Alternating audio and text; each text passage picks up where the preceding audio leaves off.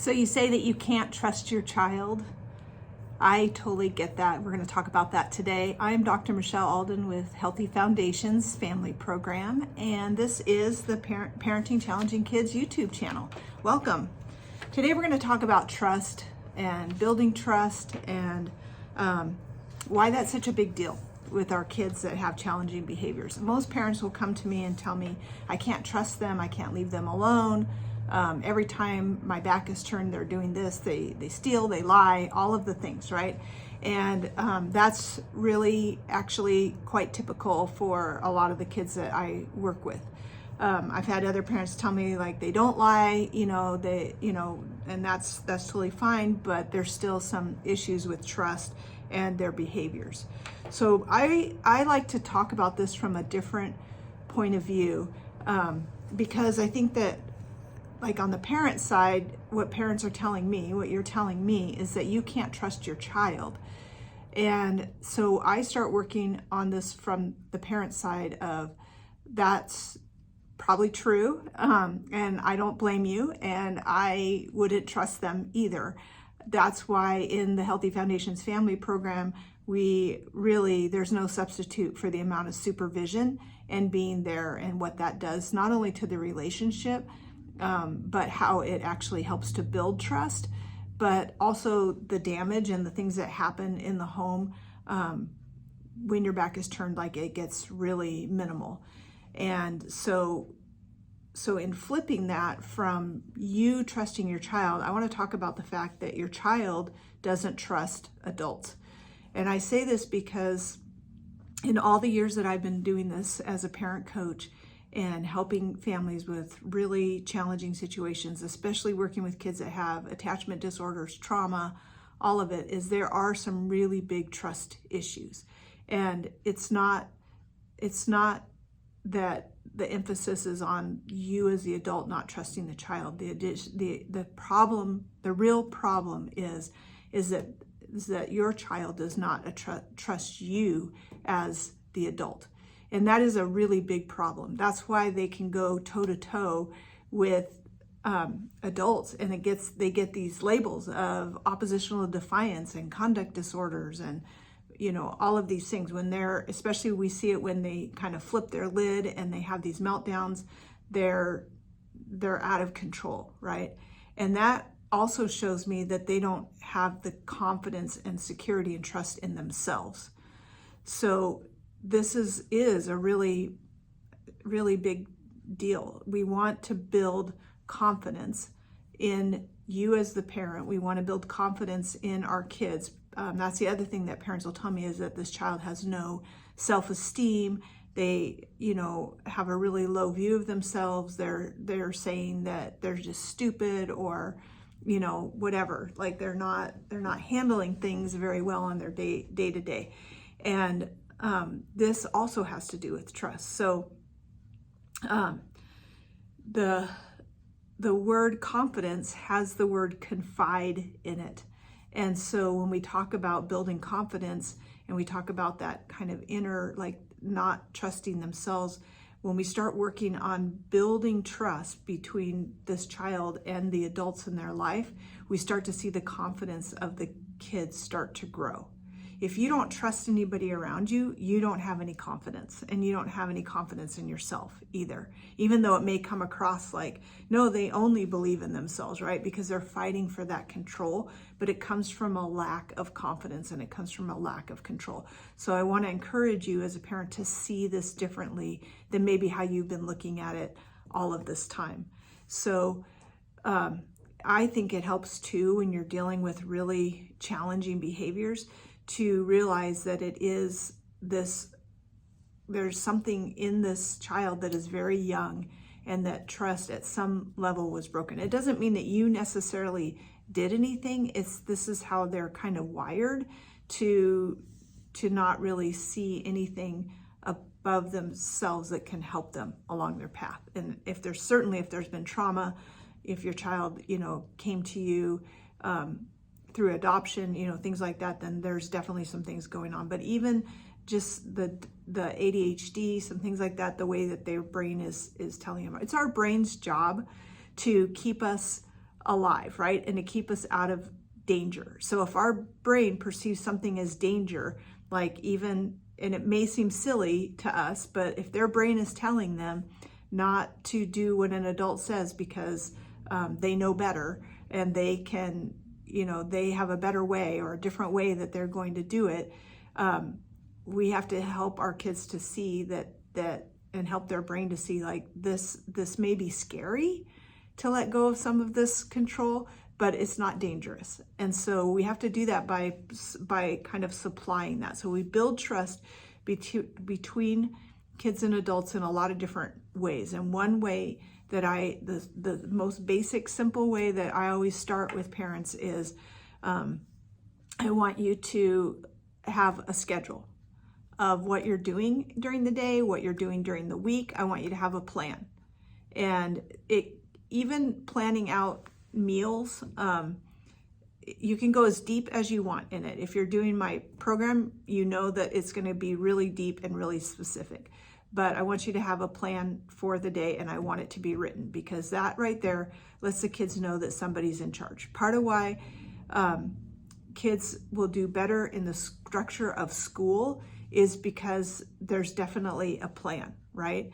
And there's definitely a team that knows the plan. When there's little changes at school, when there's unstructured time, when it's more chaotic, these same kids have problems at school as well. They're not doing so well in those other times, just like they're not doing so well with that at home. So develop a plan, have some basic routines and schedules. That will actually help to build trust, because when everything else seems chaotic or falling apart in the world, your kids need to know that my mom, my dad, whoever's taking care of me, they know what to do, and we're not just throwing up our hands and saying, I don't know what to do. This is one of the things that really broke a lot of trust with kids, even neurotypical kids, where the struggle was really real and has caused some problems since then with COVID, was because the whole nation, the whole community, parents,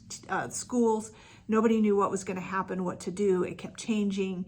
And I remember just encouraging parents to come up with a plan of what your family was going to do, how your family was going to handle it, what you were going to say was going to go and not go. And obviously it wasn't about going against what other people were saying. If those were the policies and the rules, then I wasn't encouraging parents to go against that. But I was saying, for your family, you decide. And I had several families that, instead of putting their kids in school and taking them out and putting them in all the turmoil that was happening, the rest of the school year and into the next year, there were some parents that just made some decisions like, okay, this is what we're going to do. We're going to go to school, and if this happens, then you're going to come home and we're going to do it this way. Or some parents just pulled their kids out of school for a while.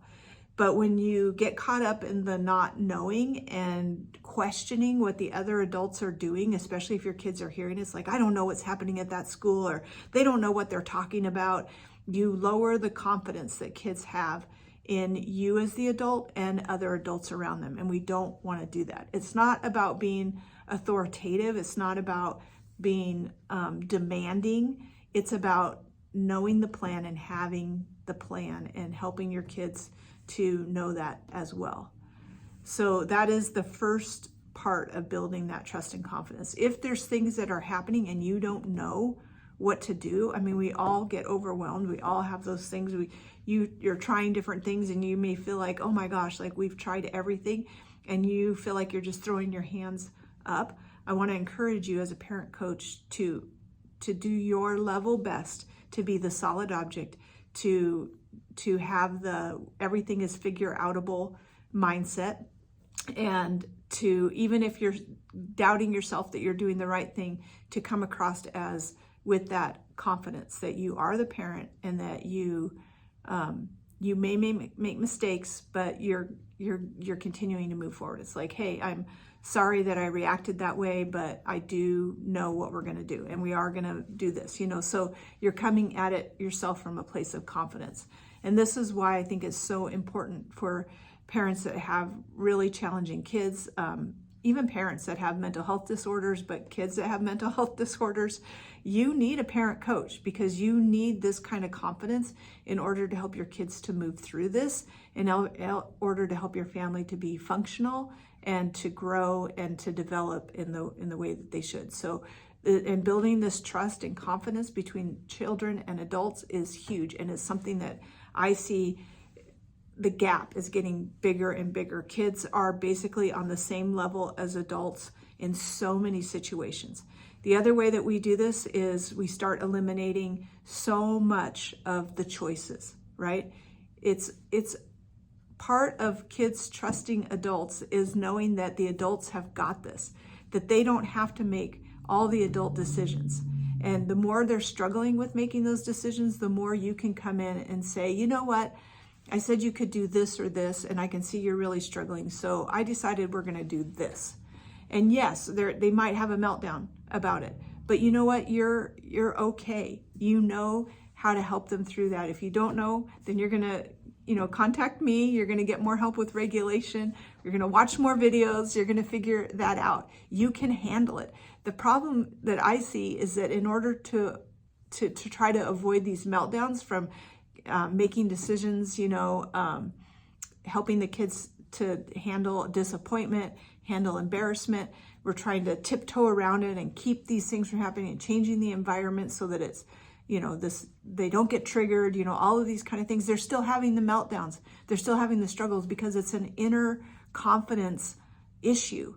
And if they seem like they're fine when everything is going the way they want it, and that as soon as they get told no, or they can't have something, or they have to wait, all of those things, they're just lying underneath the surface, and we haven't reached that place yet of really building that trust, right?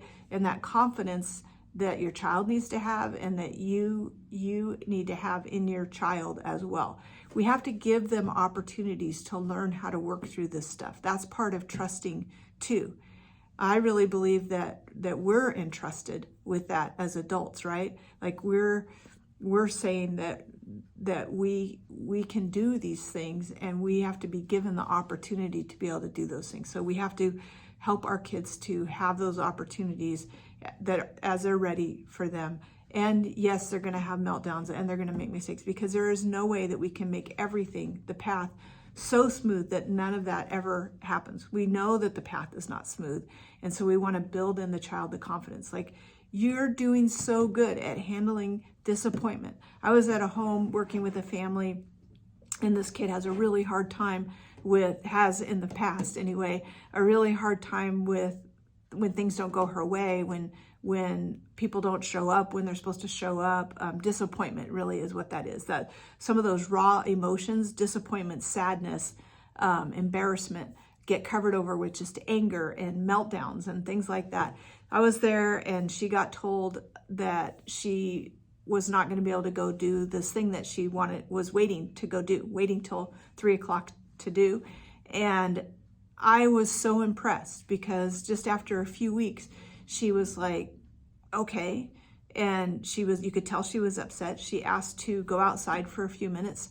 She went outside, got herself regulated. And when she came back in, there's this tendency to want to just kind of like pass over it, right? Like, oh, phew, we made it through that, and not bring it up. But what this child is showing me is that she's starting to know that she can handle disappointment. And I think it's important to say, wow, like, look at how well you just handled that. I know you're really disappointed you're not going here, and I'm so proud of you.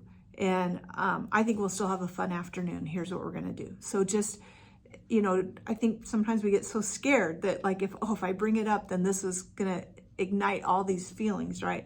But we want to help our kids to know that they can overcome this. I think that it's a huge disservice that we're doing to kids to allow them to grow up thinking that they can't handle the word no, that they can't control their impulses, that they can't even get their bodies calm, that they can't do all these things. Is so limiting, and it doesn't build confidence, and it doesn't build trust. And so start with these really simple things that I've been talking about, like, having things written out, like having a plan. I like having a whiteboard that shows the plan so that you know what's going on. If you don't need a moment by moment plan, you can even get a month one so that, it kind of knows those things. But I think it's important for kids to know the basic routines. And I think having them written down is really, really important. Is there's 3 things that they need to do every night in the bathroom before they come for their story time or their snack, then have those 3 things written down on a card and up on the mirror. I mean, don't be afraid to say what it is up front. Parents tell me all the time, like, oh, I can't do that. They'll just rip it up or whatever. And I've seen that with reward charts and things like that. But when we have the things that are planned and ordered, for the most part, I've seen so much success with kids that are willing to do it. Yes, they may be frustrated in the moment, like, I don't want to do that. And then staying close and being that solid object and helping them through that. Have the mindset of helping your kids through it is going to help a lot in building that trust and that confidence. And it builds trust that they have for you. My mom can help me get through this. My mom and dad have been solid for me. And even though they might not recognize that right now, they might not recognize it through their teen years, they're going to push against that. That's what kids do. That's what our kids that I work with do a lot. Because they're very in the moment right now. They're not getting what they want, and so they see you as the enemy. But that still builds trust when you're solid and you're clear and you're still kind about it. You're not having to be solid and clear by being mean and aggressive. You just are. Like, you don't have to shout at your child that you're in charge. You just are in charge, and you know that. And so work on building that confidence in yourself. Work with a parent coach to get that confidence. I would be happy to help. Please go to the website, parentingchallengingkids.com, on the Get Started page, and schedule a free consult with me. And let's do some magic this year in 2025.